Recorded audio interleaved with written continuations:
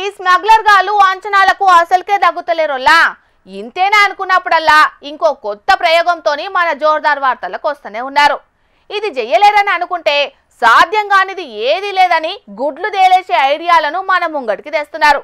అగో మళ్ళేం చేసిండ్రని అంటారా? నేను చెప్పుడు కాదు కానీ మీ కళ్ళతోని మీరే చూడుండ్రి.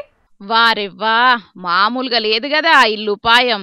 ఎక్కడ నెగ్గాలనో కాదు, ఎక్కడ తగ్గాలనో తెలిసినోళ్లే గొప్పోళ్ళైతే వంట సామాన్లను ఎట్లా వాడాలనో తెలిసినోళ్లే స్మగ్లర్ గాన్లు.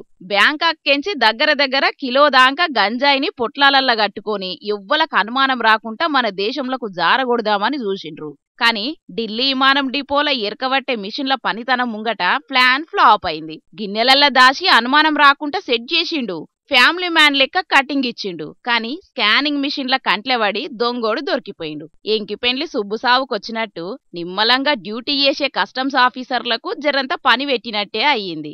సుత్తే సానాలు తెచ్చి అరెక్మాల్ సామాను పక్కున వలగొట్టి వర్కుల జుట్టిన గంజాయిని వజనేసిండ్రు. 874 గ్రాముల గంజాయి ఎల్లింది. నిషా పొట్లాలను సీజ్ చేసి పట్టుకొచ్చినోన్ని శ్రీకృష్ణ జన్మస్థానానికి పంపిండ్రు. ఆయనతో పట్టుకునేటాళ్లకు కథ సుఖాంతమైంది గాని లేకుంటేనా పెద్ద పర్షానే అయితుండే. గంజాయి గబ్బుకు ఎంత యూత్ పోరగాన్లు ఆగమయ్యేటోళ్ళో ఏమో పోన్రి. ఇంత పక్కడ్బందీగా తెచ్చిండంటే వెనుక పెద్ద ముఠానే ఉండొచ్చని పెడ్లర్ను గట్టిగానే అరుచుకుంటున్నారట ఢిల్లీ పోలీసోళ్ళు.